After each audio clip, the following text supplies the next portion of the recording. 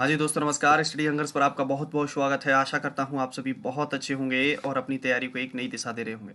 साथियों, सीरीज चल रही है यूपी सुपर टेट की, जिसमें मैं आपसे डिस्कस कर रहा हूँ चाइल्ड साइकोलॉजी। स्टडी हंगर्स का ऐप हो चुका है लॉन्च, तो अभी तक जिन साथियों ने इसको डाउनलोड नहीं किया है, आज ही प्ले स्टोर पर जाएं और इसे डाउनलोड करें। चलिए, तो बात कर रहे थे हम चैप्टर जो चल रहा था 3-4 दिन से लगातार, अधिगम या सीखना। ठीक है, इसके ऊपर हमने बात किए थे कि सीखने के जो नियम थे, मुख्य नियम, और सीखने के जो गॉड नियम थे, ये हम आपसे डिस्कस कर चुके हैं। ठीक है, सीखने के जो मुख्य सिद्धांत थे ये भी हमने आपसे डिस्कस किए। उसके बाद अधिगम वक्र जो है, अधिगम का पठार जो है, और अधिगम स्थानांतरण जो है, ठीक है, ये जितने चैप्टर है, ये जितने वीडियो हम कवर कर चुके हैं। ठीक है, अब जो अधिगम वाला ये पॉइंट था, इस अधिगम वाले में अब रिमेनिंग जो रह जाता है वो रह जाता है आपका अधिगम अक्षमता। ठीक है, लर्निंग डिसेबिलिटी। तो लर्निंग डिसेबिलिटी क्या होती है, इसको हम आज के इस वीडियो में कवर करेंगे।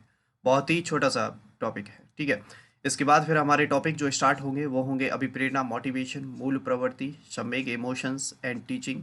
इसके बारे में डिस्कस करेंगे। ठीक है, चलिए। तो अधिगम अक्षमता आज का हमारा टॉपिक है। लर्निंग डिसेबिलिटी क्या होता है, जैसे कि नाम से ही पता चल रहा है कि अधिगम मतलब सीखना, और अक्षमता मतलब कोई भी चीज़ में कमी रहे, यानी कि सीख ना पाए व्यक्ति ढंग से, किसी भी चीज़ में कोई दिक्कत आ रही हो, कोई समस्या आ रही हो उसे। ठीक है, तो चलिए बात करते हैं अधिगम अक्षमता की। तो जब किसी बालक को पढ़ने, लिखने, बोलने और गणितीय रूप से तर्क करने में अक्षमता होती है, डिसेबिलिटी होती है, तो उसे कहते हैं अधिगम अक्षमता। क्या कहते हैं अधिगम अक्षमता में? कि जब किसी बालक को पढ़ने में, किसी चीज़ को लिखने में, बोलने में, गणितीय रूप से तर्क करने में अक्षमता होती है, तो उसे अधिगम अक्षमता कहते हैं। और ये जो अधिगम अक्षमता, लर्निंग डिसेबिलिटी जो शब्द है, इसको सर्वप्रथम प्रयोग किया था सैमुअल क्रिक ने। किसने प्रयोग किया था? सैमुअल क्रिक ने। कब किया? तो 1963 में किया था। बात आती है कि अधिगम अक्षमता के लक्षण, कि अधिगम अक्षमता बच्चे में कैसे पहचानेंगे कि इसको लर्निंग डिसेबिलिटी है। ठीक है, तो अति सक्रियता का दोष बच्चे में देखने को मिलता है। संवेग जो है उसके अस्थिर होते हैं। हीनता की भावना बच्चे के अंदर हो जाती है। बोलने सुनने में उसे प्रॉब्लम आ रही होती है। उसका जो नर्वस सिस्टम है, केंद्रीय तंत्र का तंत्र है, वो काम नहीं करता है। तो ये अधिगम अक्षमता के लक्षण है, जिसके द्वारा हम पहचान सकते हैं कि बच्चे को दिक्कत कहाँ आ रही है। बात करते हैं अधिगम अक्षमता को कई आधारों पर विभेदीकृत किया गया, यानी कि कई आधार पर बांटा गया है कि अधिगम अक्षमता कितने प्रकार की होती है। और इसका जो प्रमुख विभेदीकरण है वो ब्रिटिश कोलंबिया एवं ब्रिटेन के शिक्षा मंत्रालय द्वारा प्रकाशित पुस्तक है, एक supporting student with learning disability. क्या नाम है पुस्तक का? Supporting student with learning disability, जिसमें बहुत सारे प्रकार बताए गए हैं बच्चों की डिसेबिलिटी के बारे में। ठीक है, उनमें से कुछ इंपॉर्टेंट प्रकार हैं जो कि हमारी परीक्षा में मोस्टली पूछ लिए जाते हैं, हम उनको डिस्कस करते हैं। जैसे सबसे पहले आ रहा है पढ़ने की अक्षमता, यानी कि रीडिंग डिसेबिलिटी। आपकी परीक्षा में क्वेश्चन सामान्यतः आता है कि सा लिखा है, सा को बच्चा क्या पढ़ रहा है? वॉच पढ़ रहा है। ठीक है, न्यूक्लियर लिखा है, एक सेकेंड, न्यूक्लियर लिखा है, और बच्चा उसे क्या पढ़ रहा है? अनक्लियर पढ़ रहा है। यानी कि जब चीज़ों को पढ़ने में बच्चे को प्रॉब्लम हो रही हो, पढ़ने में चीज़ों को क्या कर रहा हो, प्रॉब्लम आ रही हो, डिसेबिलिटी हो रही हो, तो वहाँ पर कौन कौन सी डिसेबिलिटी है? एलेक्सिया और डिसलेक्सिया। कौन सी है? एलेक्सिया और डिसलेक्सिया, याद रखेंगे। चलिए, अब बात आती है मौखिक अक्षमता। मौखिक अक्षमता यानी कि जब किसी भी चीज़ को उसे क्या, बोलने में दिक्कत हो रही हो। जैसे कि मान के चलिए लिखा है 19 और बच्चा बोल रहा है उसे 91। जब किसी चीज़ को बोलने में उसे दिक्कत आ रही हो, मान के चलिए लिखा है टोमेटो, ठीक है, टोमेटो, और बच्चा बोल रहा है उसको टोपाटो, या पोटाटो लिखा है, या मान लीजिए पोटाटो लिखा है और बच्चा उसको बोल रहा है टोपाटो। चीज़ों को बोलने में जब दिक्कत हो रही हो, ठीक है, ओरल डिसेबिलिटी होगी यहाँ पर। तो कौन सी होती है? अफेजिया और डिस्फेजिया, याद रखेंगे।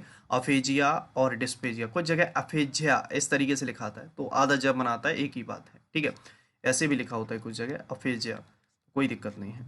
याद रखना है आपको। क्या कह रहे हैं पहले वाले में? पढ़ने की, चीज़ों को पढ़ने में दिक्कत आ रही है, तो है एलेक्सिया और डिसलेक्सिया। बोलने में दिक्कत आ रही है, मौखिक रूप से बात कर रहा है, तो है अफेजिया और डिस्फेजिया। ठीक है, बात आ रही है लिखने में, जब चीज़ों को लिखने में दिक्कत हो बच्चे को, तो वहाँ पर चार डिसेबिलिटी हैं आपकी: अप्रेक्सिया और डिस्प्रेक्सिया, अग्रेफिया और डिस्ग्राफिया।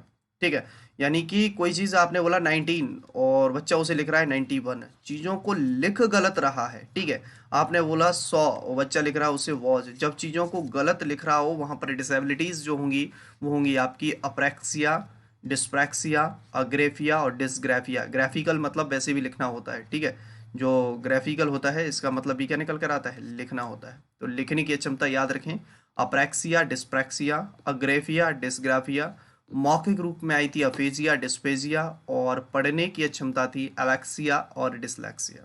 ठीक है, बात आती है गणितीय रूप से सीखने की क्षमता। जब मैथमेटिकल कैलकुलेशन जो होती हैं, जब बच्चे उसमें डिसेबिलिटी प्रदर्शित करें। ठीक है, जैसे कि वर्बल डिस्कैलकुलिया, लैक्सिकल डिस्कैलकुलिया और ग्राफिकल डिस्कैलकुलिया। सामान्यतः जो वर्ड पूछा जाता है परीक्षाओं में वो आता है डिस्कैलकुलिया किससे संबंधित अक्षमता है, या फिर ऐसे पूछता है कि गणितीय रूप से सीखने की अक्षमता कौन सी है, यानी कि वहां पर मैथमेटिकल कैलकुलेशंस जो होती हैं बच्चा उनको सॉल्व नहीं कर पाता है, बच्चे को वहां पर प्रॉब्लम आती है।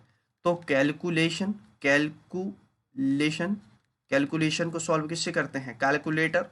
ठीक है, कैलकुलेटर, और कैलकुलेटर के लिए कैलकुलेटर से हमेशा किसको सॉल्व करते हैं, मैथ को सॉल्व करते हैं। तो गणितीय रूप से सीखने की क्षमता जब भी आएगी तो डिस्कैलकुलिया, कैलकुलिया वर्ड याद रखें।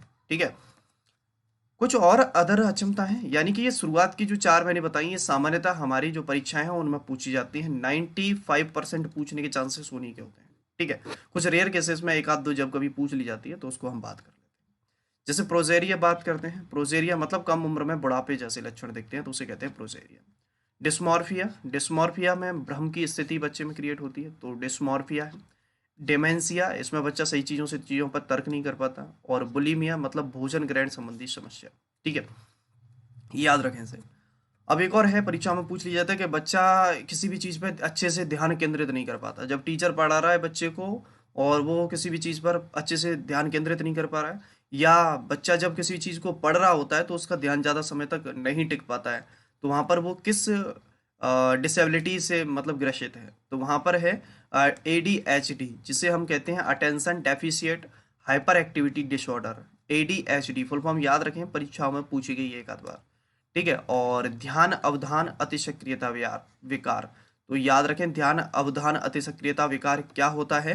तो यहाँ पर ध्यान अवधान अतिसक्रियता विकार से तात्पर्य है कि बच्चा अपने फोकस को एक जगह पर ना कर पाए, मतलब उसका चीज़ कंसंट्रेशन एक जगह पर ना हो। ठीक है, तो ये बेसिक सा डिस्कशन था, एक छोटा सा वीडियो था जिसको हमने आपसे डिस्कस किया। वीडियो को लाइक नहीं करते हो आप लोग, वीडियो देख लेते हैं, गलत बात है। वीडियो को लाइक किया करो जिससे थोड़ा सा मुझे भी मोटिवेशन मिलता है कि आप लोग वीडियो देख रहे हैं। ठीक है, और शेयर कर दिया करो जो आप भी आपके फ्रेंड सर्कल में हो, दोस्त जो भी तैयारी कर रहे हो सुपर टेट की, उनके साथ शेयर कर दिए, थोड़ा सा सपोर्ट करिए। ठीक है, और चैनल पर नए हो तो सब्सक्राइब कर लें। बाकी की मुलाकात करते हैं अगली वीडियो में, जब तक आप सभी अपना ख्याल रखें। जय हिंद, जय भारत।